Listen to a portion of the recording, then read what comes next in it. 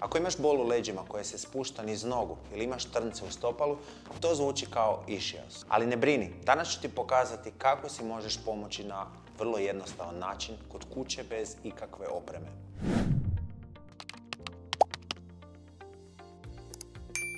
Pozdrav, ja sam Srđan Moravček, sportski sam terapeut iz Zagreba i vlasnik sam Efikor centra. Moj posao je pomoći ljudima da se kreću i osjećaju bolje i da ponovno zavole pokret. Ischias nije jednostavna dijagnoza. To je skup simptoma koji uključuje bol, trnce i slabost u nozi. A sve to može poticati iz donjih leđa. I ne, nije uvijek hernija diska u pitanju. Nekad je stvar u mišićima, u načinu na koji se krećeš ili u preopterećenom živčanom sustavu. U današnjem videu pokazat ću ti jedan brzi test da vidiš u kojem si stanju i 3 učinkovite vježbe koje možeš raditi bez opreme kod kuće u bilo koje vrijeme. Lagano ćemo krenuti bez ikakvog forsiranja. Cilj nam je olakšanje i bolji osjećaj u tijelu, pa možemo krenuti. Prvo ćemo napraviti test za ischias, to je za kompresiju živca. Vrlo bitno je da slušate vlastito tijelo i vidite da li postoje razlike između lijeve i između desne strane. Ono što ćemo napraviti, nategnut ćemo živac na jednom kraju gdje se nalazi naše stopalo i nategnut živac na drugom kraju gdje se nalazi u našim donjim leđima taj živac. Dakle, to je naš najduži živac u tijelu i ako te dvije strane nategnemo i ako imamo nekakve simptome poput boli, poput trnjenja ili poput strujanja, znamo da je u pitanju kompresija tog živca i potrebno je onda djelovati tako što ćemo taj živac opustiti, a to ćemo danas pokazati kroz ovaj kratki protokol.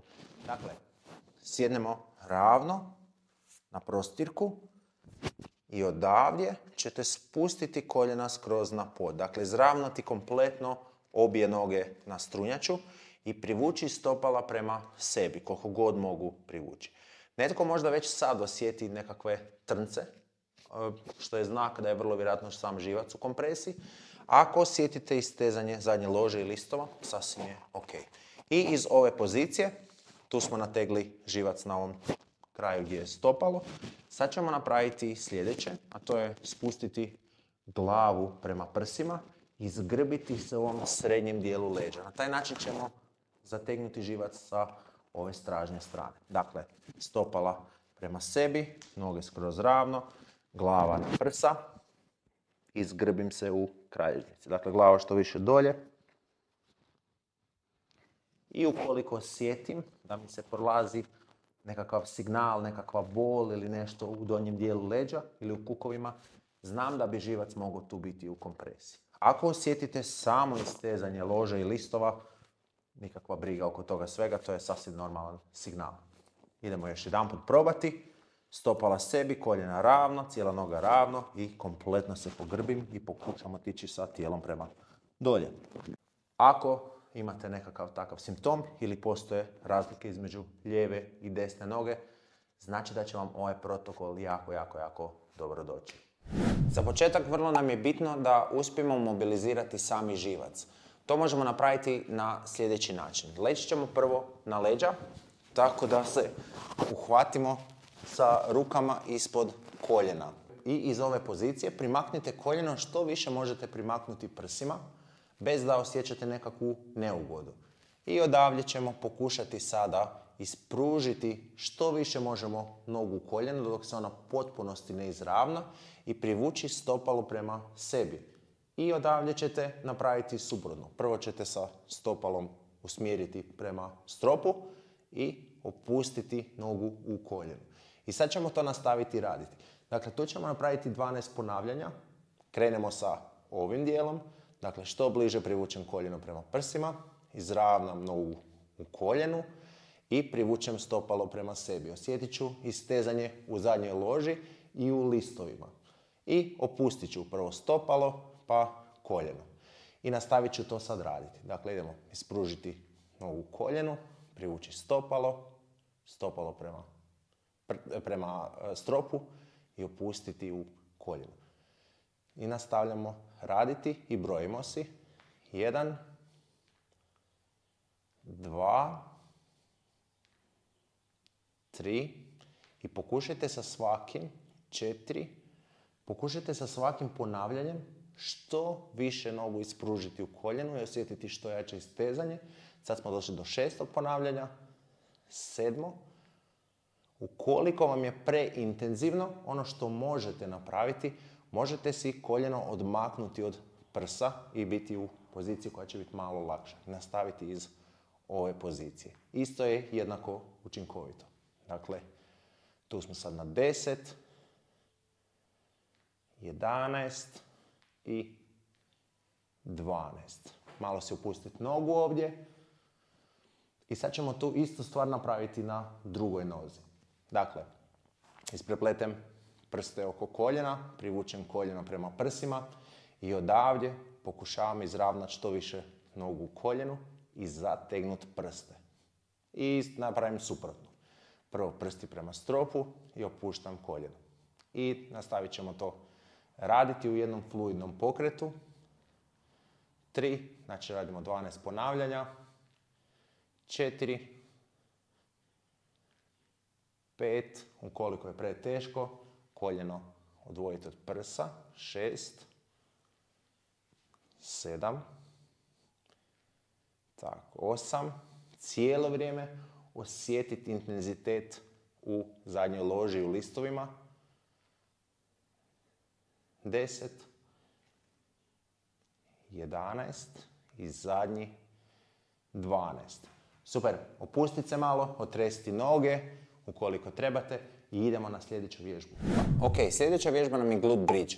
Vrlo bitno je kod simptoma išijasa da pokušavamo što više izolirati kukove. I ovo je vrhunska vježba kojom ćete ne samo izolirati kukove, to je vaš gluteus, nego ćemo stabilizirati i zdjelicu. Za ovo će vam biti potreban jedan roller ili yoga blok ili bilo što tvrdo što možete staviti između vaših nogu.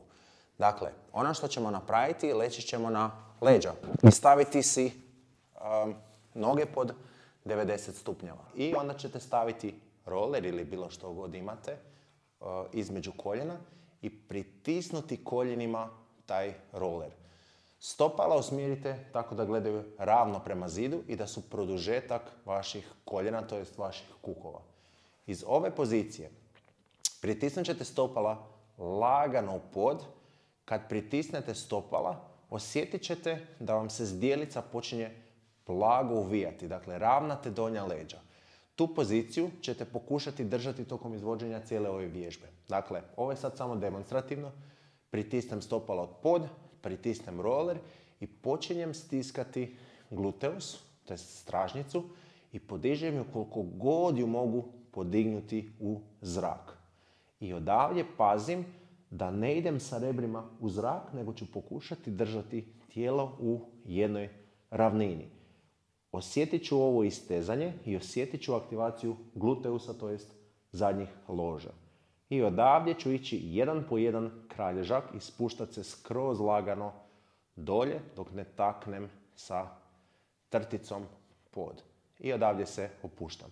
I tu ćemo napraviti tih 10 ponavljanja. Dakle, ono što možemo sad napraviti, pritisnuti roller sa koljenom, pritisnuti stopala od pod i početi jedan po jedan kralježak odljepljivati u zrak i podizati skroz gore koliko god možemo dok nam tijelo to dopusti. Stisnemo gluteus i kontrolirano se vraćamo prema dolje.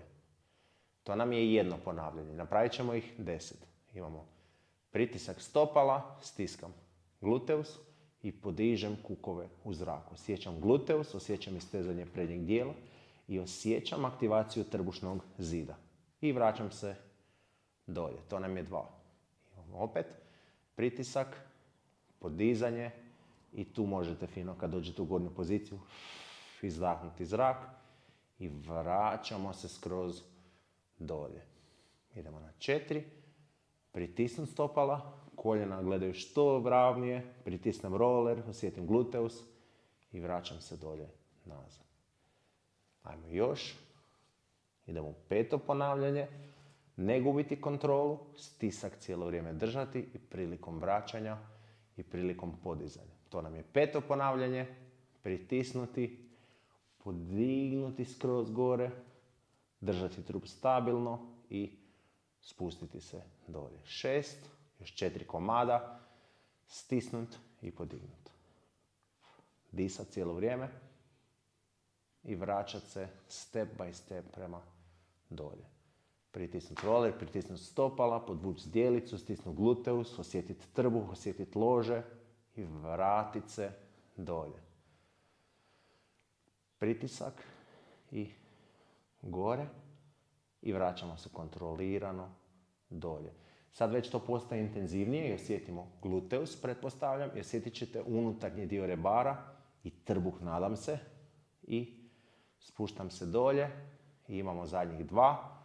Pritisak i gore, stisnut i kontrolirano se opustiti. I zadnje ponavljanje.